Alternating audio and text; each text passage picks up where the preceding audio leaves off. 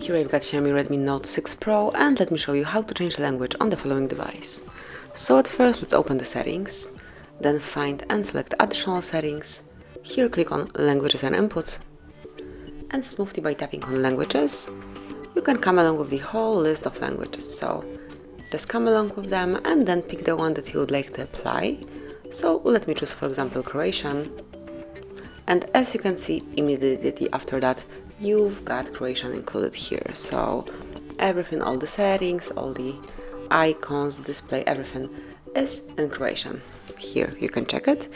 And then if you would like to go back to English, or maybe you would like to change language again, just open the settings one more time, find and pick additional settings, and then select language and input. Now select languages and choose the one that you would like to apply now, and I will pick English. And as you can see, right now you've got English back. So this is it. This is how you can smoothly, quickly and easily change the language in your device. Thank you for watching. Please subscribe our channel and leave the thumbs up.